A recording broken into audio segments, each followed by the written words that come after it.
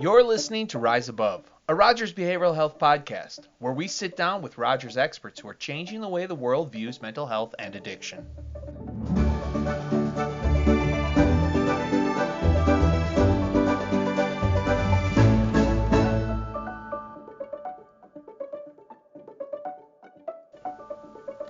Hello, listener. Thank you for joining me again for another episode of Rise Above, a podcast from Rogers Behavioral Health. In this episode, I wanted to talk about summer. More specifically, I wanted to talk about my children's summer, and even more specifically than that, I want to talk about boredom.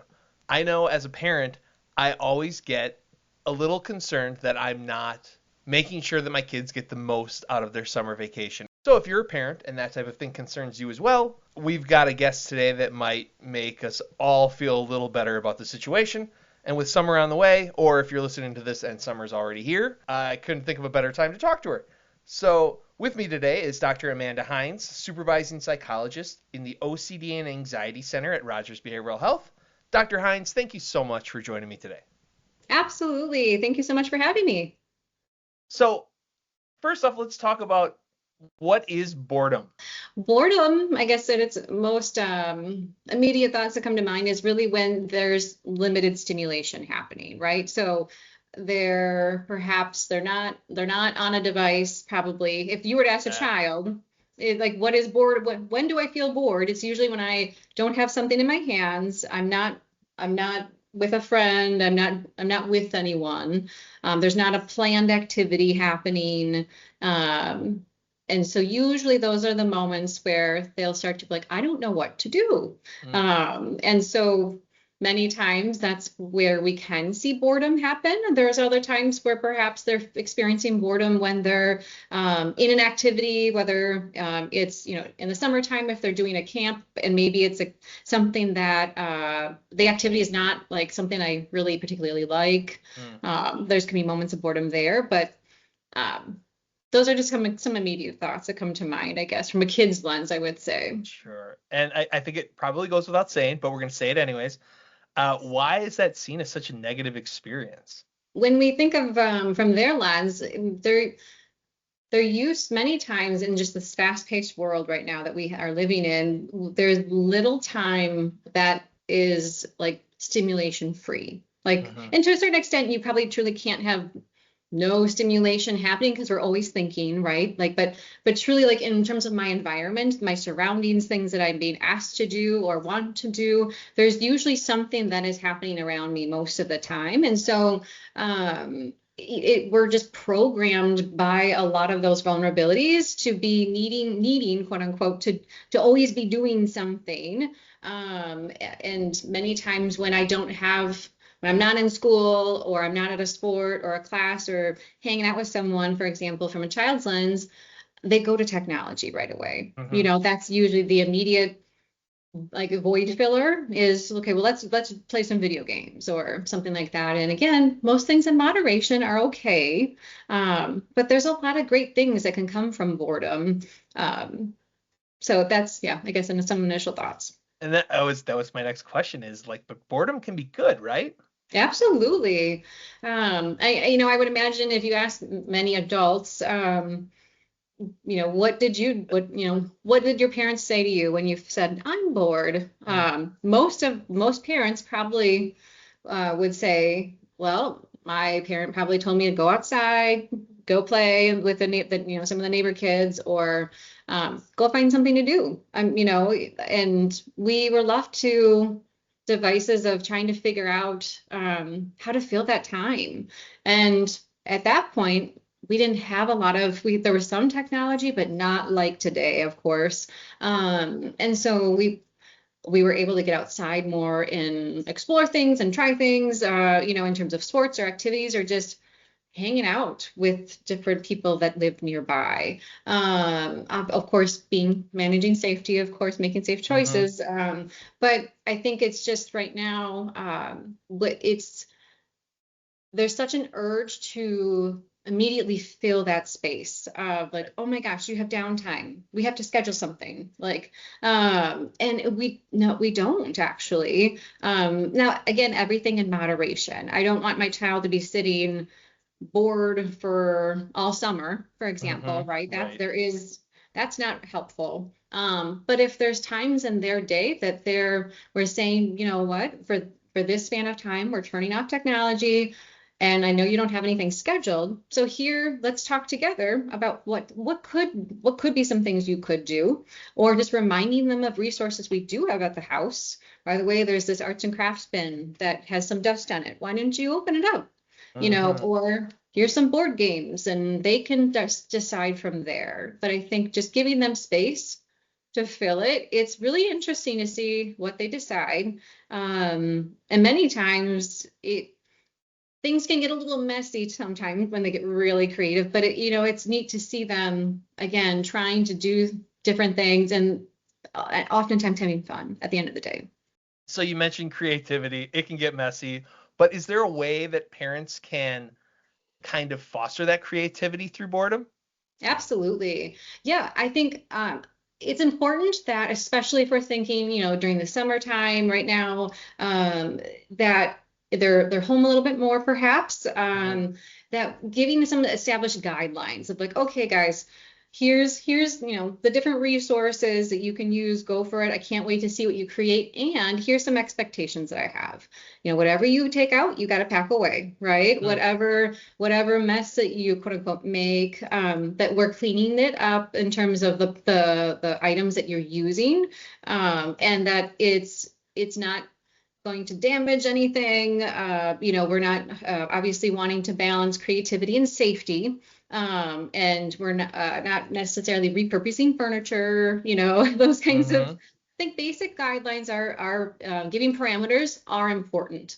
All people benefit from parameters, knowing where the line in the sand is metaphorically. So yes, I would say definitely giving some general guidelines, and then giving feedback of like, oh my gosh, that was amazing. And I know next time maybe let's try to keep this on this table that isn't going to be, staining the marble. Let's just pretend, or, Yes.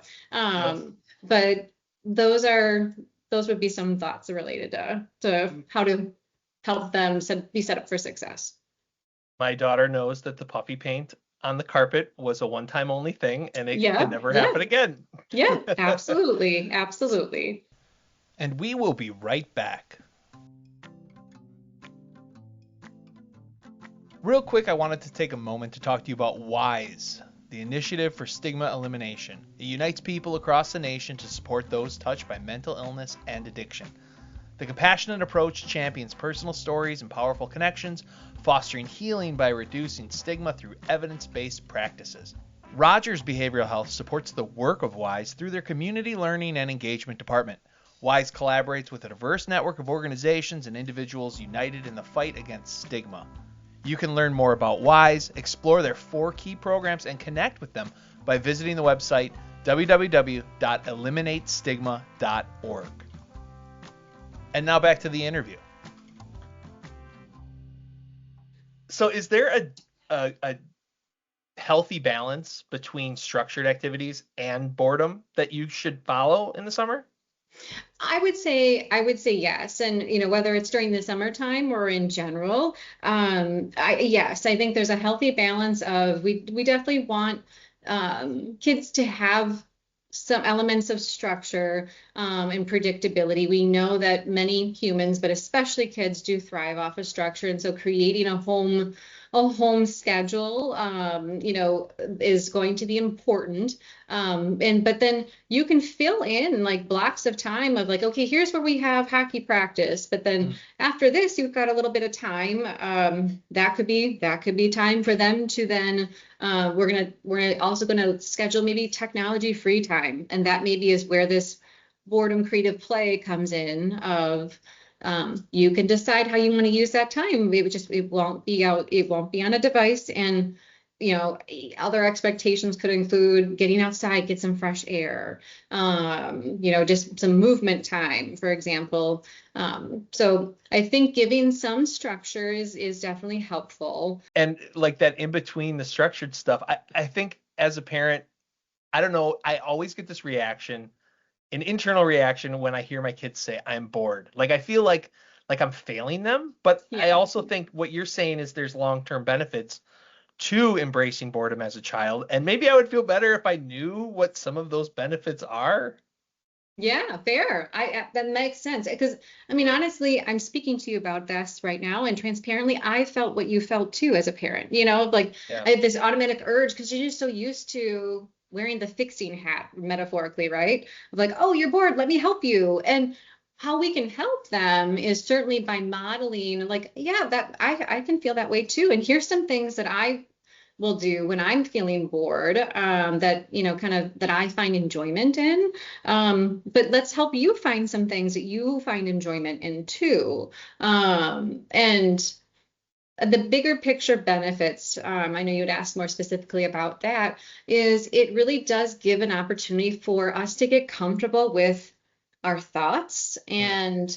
and taking in an idea and running with it. And obviously, again, keeping those parameters that my parents or loved ones have given me, right? And seeing where it takes me. And for all we know, it could open up a new avenue of curiosity and maybe even new hobby or interest of, like I had never really painted before, but this summer I was painting a lot outside, Mm. and I really like it. Maybe I want to take an art class, or something like that, for example. Or I got to learn how to ride a bike. And now I can bike to my next, like the neighbor down the block, and we can play basketball now, because I was able to finally give myself an opportunity to try something different. The bike's been there, but I just haven't done it yet. So it gives us an opportunity to step outside of our comfort zones. But again, keeping within reason, we want to be safe, Mhm. but also remembering that it is okay to sit for a moment and think about, well, how could I spend this time? Because it's going to happen, and the more that we can feel comfortable with it at a young age, most things in moderation still Right. apply, Right. right? We don't want to be like, well, I'm just bored, so I'm just gonna chill. I'm just gonna stay here all day, and I'm managing my boredom, Mom. I mean, Okay, and that kind yes, of leads into my and next question. yeah, The downsides of boredom. sure. Well, like I said, too much anything, most of things, like if too much of anything is usually not good. Hmm. And that would include experiencing boredom. Because we do thrive in desire, stimulation, and connection, right? And so usually when in moments of boredom, we may not have, maybe if I'm by myself versus like I have a sibling with me, but we're just doing our own thing. If it goes on for longer stretches of time, most of the summer, that's where it actually can be counterproductive. And we may need to step in a little bit more to provide some encouragement, it's curiosity again, like seeking from like trying to understand, like, hey, I've been noticing you've been kind of sitting a little bit more, if you're assuming you're at home with them at the same time, Hmm. of course, right? Help me understand a little bit more of like, are you like not sure what to do right now? Or you're just trying to get some information from them, because again, too much boredom is then could facilitate to our thoughts wandering into maybe less productive places, Hmm. like, no one's really texting me or no one's asking to hang out. And so maybe, no, I really don't have any friends, or, Sure. maybe I don't know, no one's talking to me. So maybe I just, I don't know, nobody cares. And so, and that those types of narratives, we certainly don't want to reinforce, of course, right? Or I'm not very good at anything. I guess I can't think of anything to do. I must not be very smart, or Hmm. all sorts of other things. Or they could start to try to find other ways to fill that boredom that aren't as effective too. Sure. And we've somehow managed to have this entire conversation and barely mentioned screen time. Yeah. Healthy amount of screen time. Yes. Is there a Yeah. balance? Yep, yeah, I think definitely the moral of the story is most things in moderation, and Yep, that would of include course. screen time. And so when I say like for summer, really it shouldn't be exclusive just to summer, but especially in the summer, I would say, because we know most kids are not in school, or if they are, it's maybe a much shorter duration than in the regular Mm-hmm. school year.